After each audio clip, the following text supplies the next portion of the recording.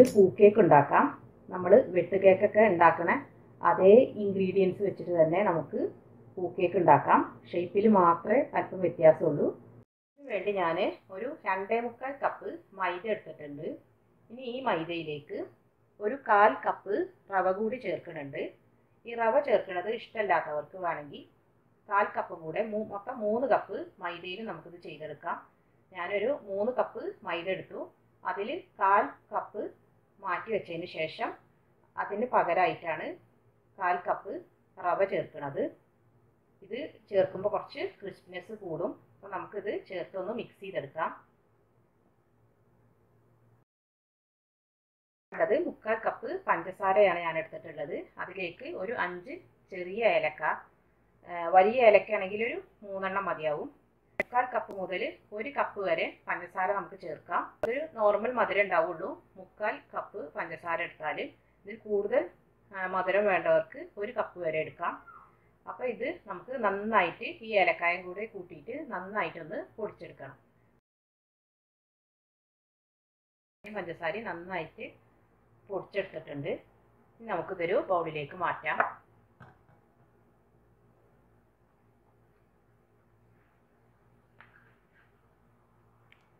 ഇനി നമുക്കിതിലേക്ക്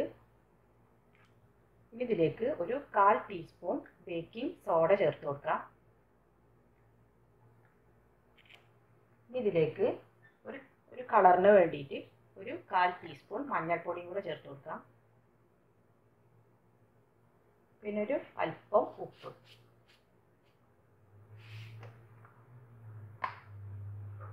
നന്നായിട്ടൊന്ന് മിക്സ് ചെയ്തെടുക്കാം.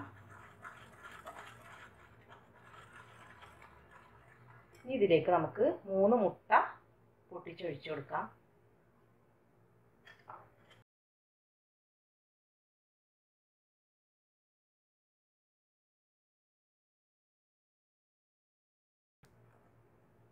ഹാൻഡ് വിസ്ക് വെച്ച് നമുക്ക് ഈ പഞ്ചസാരയും മുട്ടയും കൂടെ നന്നായിട്ടൊന്ന് അടിച്ച് മിക്സ് ചെയ്തെടുക്കണം. അപ്പോൾ നന്നായിട്ട് പൊന്തി വന്നിട്ടുണ്ട്.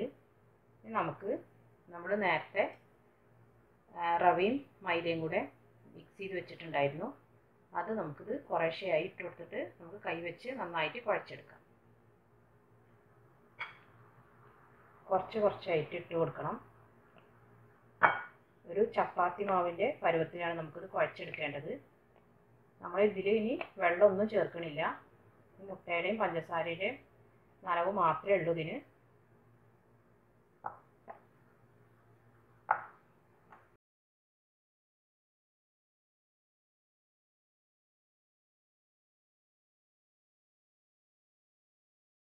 നമുക്കിത് കൈ വെച്ചിട്ട് തന്നെ കുഴച്ചെടുക്കാം. ഇതിൽ പൊട്ടിപ്പിടിക്കാതിരിക്കാൻ വേണ്ടി നമുക്ക് അല്പം എണ്ണ തടവാം കയ്യിൽ.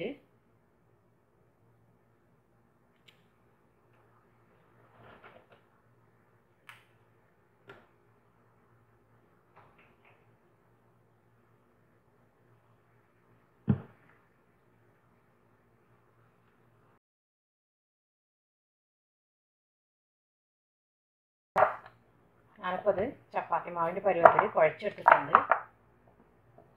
ഇത് നമുക്ക് 1 മണിക്കൂർ റെസ്റ്റ് ചെയ്യാൻ വെക്കണം. മുകളിൽ അല്പം എണ്ണ തടവിയതിന് ശേഷം നമുക്കിത് നന്നായിട്ട് അടച്ചു വെക്കാം.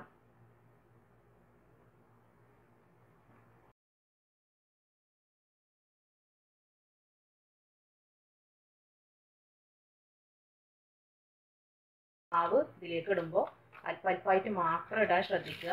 അതിന് നമ്മൾ എടുക്കണ മുട്ടേൻ്റെ വലുപ്പത്തിൽ വ്യത്യാസം ഉണ്ടായിരിക്കും.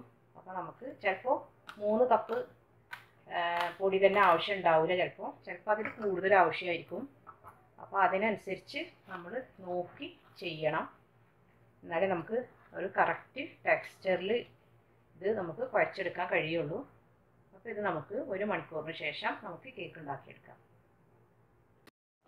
ഇപ്പോൾ 1 മണിക്കൂറായിട്ടുണ്ട്. നമുക്കിതൊന്ന് പരത്തിയെടുക്കണം.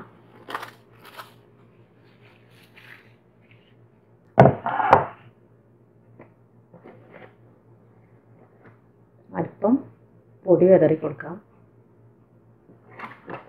ചപ്പാത്തി ആട്ടിക്കല്ലിൽ ഒട്ടിപ്പിടിക്കാതിരിക്കാനായിട്ടാണ് നമ്മൾ ആദ്യം കുറച്ച് പൊടി വിതറി കൊടുക്കുന്നത്.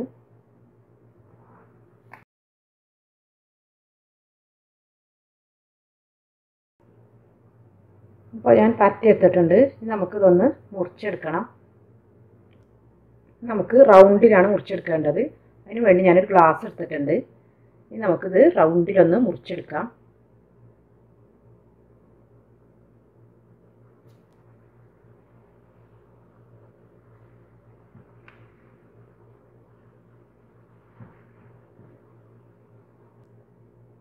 ഈ ഒരു ഷേപ്പിൽ, ഈ ഒരു കനത്തിൽ വേണം നമുക്കിത് മുറിച്ചെടുക്കാൻ. ബാക്കിയുള്ള പൊടിയൊക്കെ നമുക്കൊന്ന് തട്ടിക്കളയാം. ഇനി നമുക്ക് കത്തി വെച്ചിട്ട് ഒരു പൂവിൻ്റെ ഷേപ്പിൽ ഇതൊന്ന് പകുതിയായിട്ട് മുറിച്ചെടുക്കാം. അധികം മുറിഞ്ഞു പോകരുത്.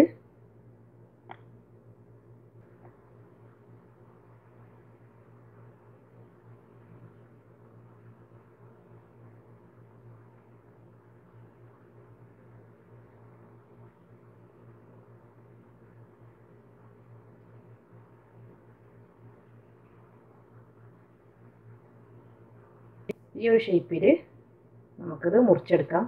അതിനുശേഷം നമുക്ക് നല്ല ചൂടായ എണ്ണയിൽ വറുത്ത് കോരാം. ഇതുപോലെ തന്നെ നമുക്ക് എല്ലാതും മുറിച്ചെടുക്കാം. നമുക്ക് ഇത് എല്ലാതും ഞാൻ കട്ട് ചെയ്തെടുത്തിട്ടുണ്ട്. ഇനി നമുക്കിത് വീണ്ടും പരത്തിയതിന് ശേഷം വീണ്ടും കട്ട് ചെയ്തെടുക്കാം.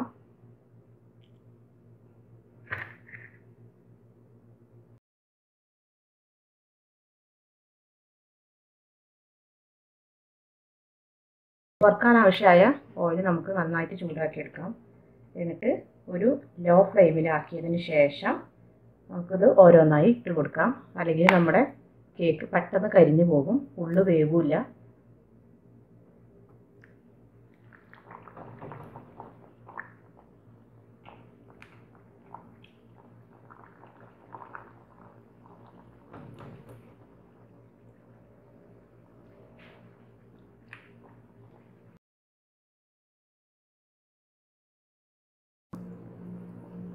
എത്രത്തോളം നമുക്ക് തീ കുറക്കാൻ പറ്റുമോ അത്രയും കുറച്ച് നമുക്കിത് ഫ്രൈ ചെയ്തെടുക്കാൻ.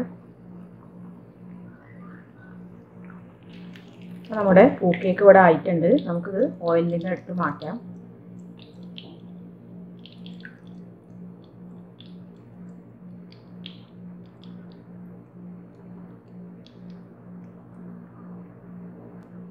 ഇതുപോലെ തന്നെ നമുക്ക് എല്ലാതും വറുത്ത് കോരാം.